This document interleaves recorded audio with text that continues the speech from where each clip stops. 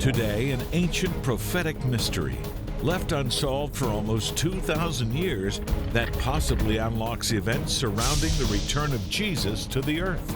Join Jonathan as he continues his talk with an investigative reporter and end-time prophecy expert about what may be ahead. Information you don't want to miss. Straight ahead on Jewish Voice. Shalom and welcome to Jewish Voice, a program to help you to understand the Jewish roots of your Christian faith, Bible prophecy, and world events surrounding Israel. Troubling events are transpiring around the world. The rise of ISIS, the threat of a nuclear-armed North Korea, and of course, Iran. Nations are drowning in debt, and the threat of terrorism is a growing reality. Are these signs that we're in the last days? Finally, we've all heard rumors of a conspiracy to create a one-world government, cashless society, and universal religious system. Here to help us piece all this together, authors of a new book, The Babylon Code, prophecy expert Paul McGuire, and investigative journalist Troy Anderson. Gentlemen, welcome back. Thank you. I want to jump right into this. We live in a world that it's a roller coaster. We live in the midst of turmoil. We've never seen this happen so fast. I'm in my 50s. I've never seen anything like it. The world is changing so rapidly. You both believe that these things that seem chaotic are actually orchestrated. Who wants to begin? Well, yes, and that's the premise of the Babylon Code, is that what appears to be randomness, chaos happening in the world, people are trying to connect the dots. You know, what's really going on in the Middle East? What's really happening economically? What's really happening in the United States? There is a blueprint behind all this so-called random chaos. And we talk about that in the Babylon Code. In fact, that's what we believe. God has embedded a message for his people about how to be victorious in the last days in the Babylon Code. Now, Troy, you believe, obviously, we're in the last days, and you interviewed for this book over 5 years over 100 people, secular and religious, or rather, I should say religious and secular, and you had pretty widespread agreement. We are in what we can call the last days. Explain that to us. Yeah, I interviewed everybody from Billy Graham to Dr. Tim LaHaye to Hal Lindsey to Rabbi Kahn to Joel Rosenberg. In the interview with Billy Graham, he said that signs of the end of the age are converging for the first time since Jesus made those predictions. And so the consensus on the faith side was, yes, we're in the run-up to these events the Bible talks about. But the most interesting thing was that all these secular experts, Noam Chomsky and professors at Princeton and other prestigious universities in Oxford, they've actually created an institute to study the possible end of human civilization, and they've issued a report, the top 10 threats facing humanity, and one of them is as a global totalitarian government. Okay, I'm of course fascinated with the last days. I wrote a book on the last days more from the perspective of the restoration of Israel, but there's very, very clear signs we're seeing that to me are very obvious. Terrorism, rumors of wars, the decline of morality in the world, the removal of God from our schools, abortion, and so on. I see a society that's returning to the times of Noah, but I want you to talk about what you call secret societies that are actually have been around for a long time but are advancing this end-time plan. Paul? Well, since the time of the Tower of Babylon, what was known as Mystery Babylon, which was passed on through secret societies, through the culture in Egypt and the Pharaoh God-King system, through the divine right of kings in Europe, also in Rome and Greece, also in the Rosicrucian era. In fact, there was a gentleman, a scholar named Sir Francis Bacon, who predicted in the 1600s that America would be the head of the New World Order and the New Atlantis. The Rosicrucians, of which he was the head of, was the precursor to the Illuminati. Okay, and just for a recap, because I know many people didn't watch the program yesterday, and I encourage you to go back and watch it.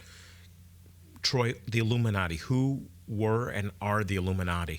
The Illuminati was an actual secret society that originated in 1776 in Germany. It was called the Bavarian Illuminati.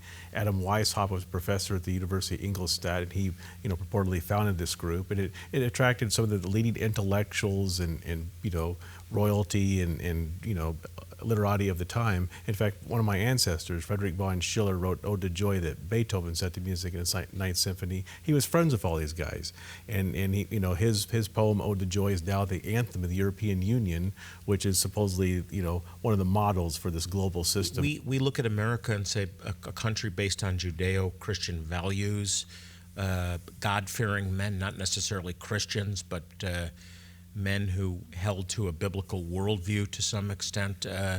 Are they involved in this, or do they warn us, stay away from this? Well, many of our founding fathers were strong biblical Christians. They had a biblical worldview. And the ironic thing is that some of the men who are purported to be part of the Illuminati or groups like that, they ironically had a mixed view. In some places, they're very biblical in their outlook, but in other places, George Washington was very biblical in much of his outlook, but at the same time, he warned against the Illuminati, but history says he was a member of Freemasonry and other societies like that. Now, we hear a lot of these conspiracies. How can we identify these mystery Babylon secret societies that you talk about? Well, they have a commonality. So we take the Bohemian Grove, which is a secret meeting. It's not secret anymore, near San Francisco. I've been in there. I was careful where I walked. But there are photographs where you can see presidents of the United States, well-known presidents, meeting and worshiping behind this giant statue of an owl. Well, that statue of an owl is the god Moloch from the Old Testament. And then they have mock sacrifices. I want to emphasize the word mock sacrifices of children being offered in a mock way as a sacrifice to Moloch or Baal. I mean, why do presidents of the United States, even in jesting, I think it's a very crude joke, apparently have a party in front of Moloch? I don't understand that. I don't. Troy, you gave us an astounding statistic that I need to mention again in a past program. 51%, according to a poll taken by the University of Chicago, believe there's a secret cabal running this country. This is a widespread belief. Yeah, when I first started investigating this, I thought that it would be like a very small percentage of the population that actually believed these things. In fact, I was quite skeptical of all these kind of things, but as I kept on digging, doing interviews, and finding a survey like that, University of Chicago, 51% of Americans believe a secret cabal actually runs the world. And then I interviewed a Princeton professor, and he sort of dug into, how much power do the elite actually have and how much power do regular people have, and he found that the elite have almost all the power because of their wealth, campaign contributions, and that kind of thing. And the regular everyday people have almost none anymore because of the extreme distribution of wealth that's now occurred in our society. We have to take a break. When we come back, I want to talk about the whole idea that this isn't happening by coincidence or happenstance, that this is an orchestrated plan towards a one-world government, one-world economy, and one-world religion. So don't go anywhere. Lots more with authors Paul McGuire and Troy Anderson just ahead.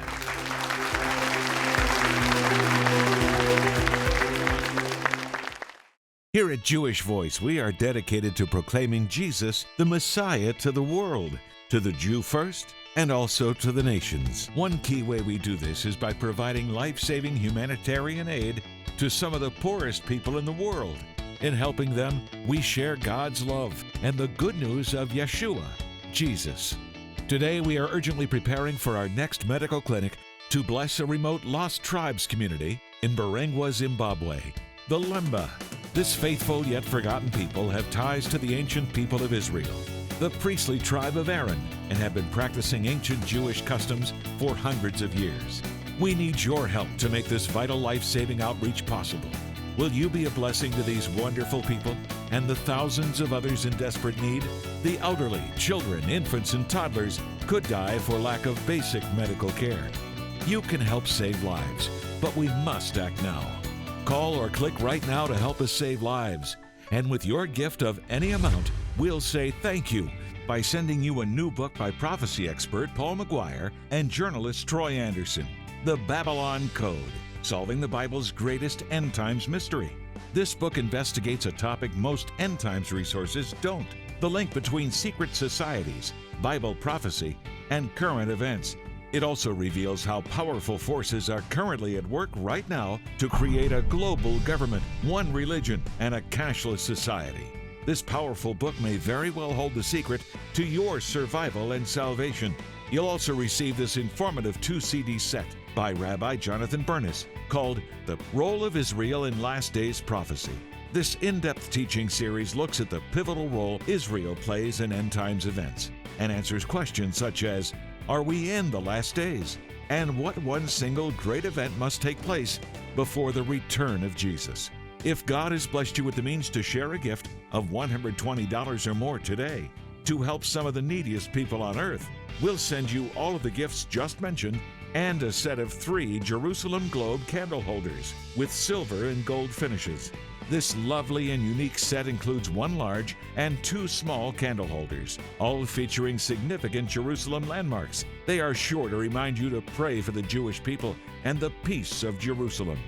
Please remember, God has promised to bless those who bless the Jewish people.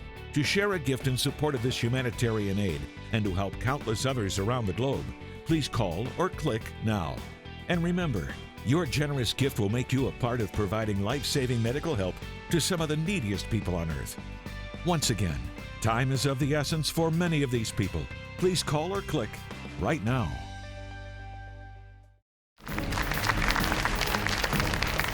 We're back with Paul McGuire and Troy Anderson, authors of a new book. It's called The Babylon Code, and it helps us unravel what you both are saying is a code, a mystery that's rooted in the book of Genesis, going all the way back to the Tower of Babel. Who wants to jump in and explain that to us? Well, the Babylon Code is a code that we believe, a message that God put in the historical account of the building of Babylon by this ancient ruler Nimrod. And again, Nimrod built the first one world government, one world religion, and one world economic system in ancient Babylon.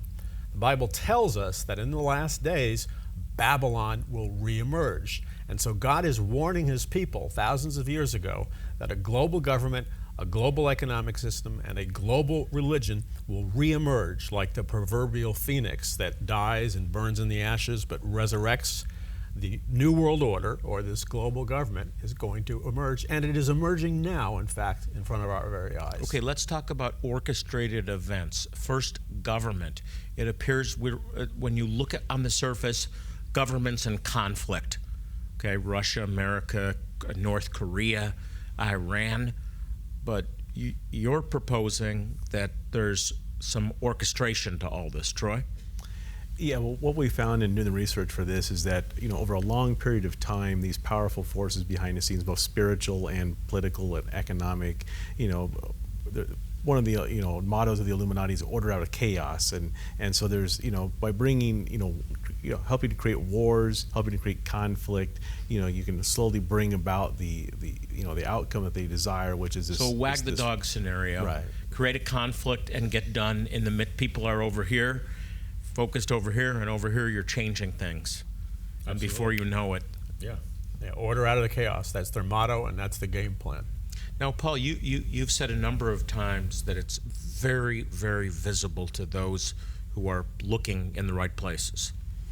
Well, yes, if people understand the visual symbolism, let's just take that for a moment, the visual symbols of the Illuminati and these secret occult societies, then when they watch certain Super Bowl performances by superstars, or they watch what we call Illuminati music videos, or they have certain lapel pins, not yours, by the way. My Israel America No, that doesn't solid. qualify. But there are lapel pins and hand signals and visual symbols that are shouting to those that know how to decode the Babylon Code, this is an Illuminati presentation. So you're saying people that know what to look for, both who are involved and who are opposed, can see it everywhere. It's as clear as a neon sign lit up on Times Square in New York City. That's why I think people need to read the book. Now, talk about the economy, the move towards a one economic system. We look like we're facing economic collapse. We have a deficit that we can't even understand with the finite mind in America. Something's got to change, right, Troy? Yeah, so in a chapter called Economic Babylon, we explore this topic, and there's a report by Harvard University, and these professors said that the world's debts are at a 200-year high, and that they're so astronomical, there's no way we'll ever pay off any of this. And so they say that a financial restructuring is going to be required of the world economy. And the director of IMF came out recently and said that we're going to require a global reset. And so the big question is, when this happens, and it's inevitably going to happen at some point, maybe soon, how is this new system going to look? Are we going to move to a cashless society? Will this be the trigger that'll bring about this system? Will it start economically and then move into the political side? Now, Paul, you say we're already far along down the road here. We're not in Kansas anymore, and that debt, by the way, was deliberately engineered. You can't say, oh, this person was stupid or this president was stupid. Nobody's that stupid. This debt was engineered. It's manufactured crisis or order out of chaos. It's the plan of the New World Order to bring their global currency into existence. And you see this you see this happening with cooperation from every nation? Yeah, that's what the Cyprus riots, the Greece riots were all about. Forced austerity. And it's moving into Paris, it's moving into Brussels, and it's going to move into the United States of America, because the game plan is siphon the money off, redistribute the wealth, and bring in a global economic system. Okay, let's switch to religion. We just have a little time left. Very, very clear shift away from absolute truth, an antagonism towards true believers in the scriptures. How does that all tie into a New World religion? The number one area where this spiritual war is raging is in the churches of America and Europe. And what the plan is to get them from teaching the fact that Jesus is the way, the truth, and the life. No man comes to the Father but through me. If they can teach, well, if you're good, you can still get into heaven as long as you're sincere. And that's what they're doing. But that's a plan of the New World Order, so they can set up this ecumenical, all-inclusive, everybody can belong counterfeit religion. Troy, give us some research. Yeah, so there's one survey we cite in the book that was rather stunning. Is that, I don't remember the exact figure, but something like 60% of Christians now believe that all paths lead to heaven. So there's been this long-term campaign to sort of indoctrinate us into this belief that all paths lead to heaven. So it's just not a war against Christianity; it's a war internally among true believers. We're just out of time. We've only scratched the surface. The book is called The Babylon Code. It's an outstanding book, and it could be a key to your survival. It's about understanding the times we live in. It's about knowing what to watch for, and it's about getting really, really close to the Lord, having ears to hear and eyes to see. And Troy and Paul, thank you for being here this week. There's more Jewish Voice just ahead.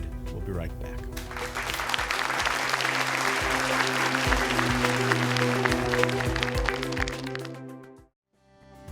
The Lemba, a lost tribe of Israel discovered in the remote regions of Zimbabwe. DNA proves that they are descendants of the priestly tribe of Aaron, practicing their Jewish faith for thousands of years, not knowing their long-awaited Messiah has come and will come again. And the Jewish Voice Outreach Team has the privilege of sharing this amazing good news with them through our outreaches in Zimbabwe. It's amazing. Come witness this miracle. Be an important part of God at work in these last days, gathering His people back to Himself. We need volunteers urgently for this outreach, medical professionals, prayer partners, and practical service volunteers as we minister to thousands of very needy and spiritually hungry people in just one short week. Come with us and help these desperate Jewish people. Say yes to being God's hands and feet. Please answer the call. Jewish Voice travels around the world to provide aid to Jewish people and their neighbors in the greatest need. And often, in the course of helping someone else, we end up being blessed ourselves. I recently traveled to Israel and met a group of Holocaust survivors whose amazing stories of survival really touched me and I think they'll touch you as well. Take a look.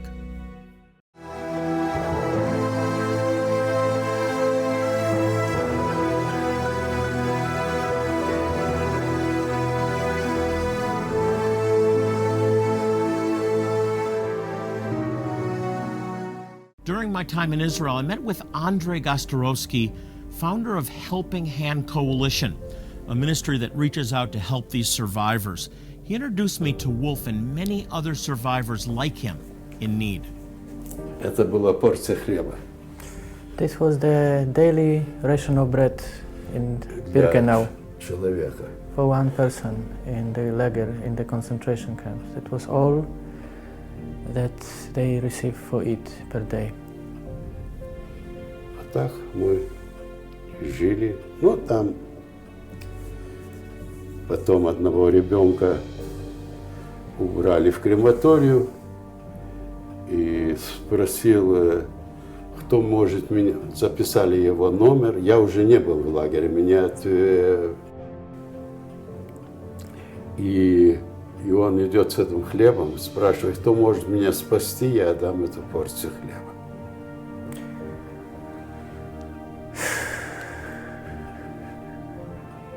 Many survivors came right after the Holocaust in the late 40s, early 50s. They're the ones that helped to build this country, and many of them are very well off, but there's a specific group that are being overlooked by the government. Who are they? This is the last wave of Holocaust survivors, and they are immigrants from ex-Soviet Union. As we know, it was an Iron Curtain, and the Russian government, Soviet government at the time, didn't allow them to go out. So when it finally happened in 1990, 1991, they were part of this Aliyah. And some of them were, at that time, it was 20 years ago, still able to start to work. But the youngest one, who are just right now, we call them children of Holocaust, this last generation, they came a little bit too late. Right now we have more than 180,000 Holocaust survivors in Israel. There is tens of thousands that are living below the poverty line. Even the government of Israel doing the best, it's not enough. Can you talk specifically about the people that need our help? Maria, she's from Ashdod. What was the most significant I found out is a endless loneliness. Это в школе было, да? Да. А тут каже, я язика не знаю, нічого не маю. Не навчилася, була б навчилася в Ульпані, я хорошу пам'ять мала. Где вы? Вы здесь? Мне было 8 лет. Нас было 3 сестры и мама. Нас вигнали з дому. Чим було? Нічого не взяли. Загнали нас у Дністр. Така вода, мама нас так тримає до гори. Одна вмерла у нас 39-го року, середульша. Нас 2 осталося. Мама нас тримає до гори, вони стріляють поври голову, ми кричимо, плачемо, пищимо, мама. А коли вже вони переходили, ой, це його воля. They may have come home to the land of promise, but most remain strangers in a strange land, unable to understand or speak Hebrew. Ironically, the very same strength and resilience that helped them survive the horrors of the Holocaust now keeps them from asking for help. Потому что люди грамотные, люди цивилизованные, и они понимают грань между гордостью и нищетой. Я уже сказал вам, что среди нас есть такие люди, которые умрут, но не попросят. I will bless those who bless you, and whoever curses you, I will curse, and all peoples on earth will be blessed through you. We're committed to helping these Holocaust survivors in the final years of their lives. We only have about a decade left, and then they'll all be gone. You can help us make an impact on their lives and share God's love with these people that have suffered so much and live to tell about it. For more information on what you can do to help, you can contact us on the number on your screen or go to jewishvoice.tv. Here at Jewish Voice, we are dedicated to proclaiming Jesus, the Messiah, to the world, to the Jew first, and also to the nations. One key way we do this is by providing life-saving humanitarian aid to some of the poorest people in the world.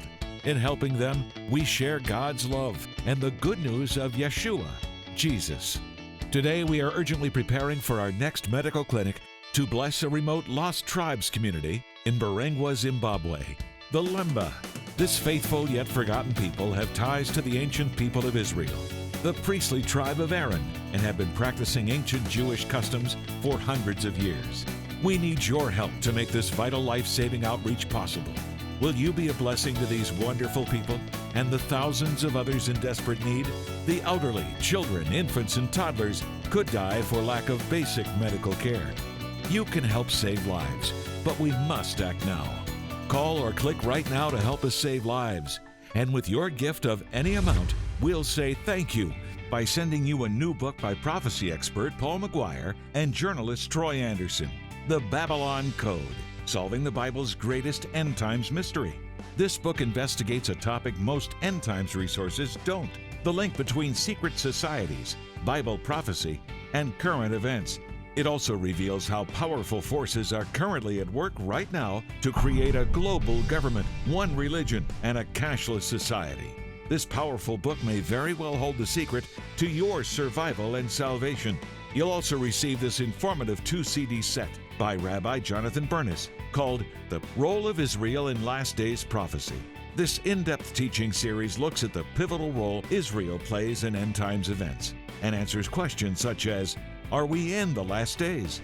And what one single great event must take place before the return of Jesus? If God has blessed you with the means to share a gift of $120 or more today to help some of the neediest people on earth, we'll send you all of the gifts just mentioned and a set of 3 Jerusalem Globe candle holders with silver and gold finishes. This lovely and unique set includes 1 large and 2 small candle holders, all featuring significant Jerusalem landmarks. They are sure to remind you to pray for the Jewish people and the peace of Jerusalem. Please remember, God has promised to bless those who bless the Jewish people. To share a gift in support of this humanitarian aid and to help countless others around the globe, please call or click now. And remember, your generous gift will make you a part of providing life-saving medical help to some of the neediest people on earth. Once again, time is of the essence for many of these people. Please call or click right now.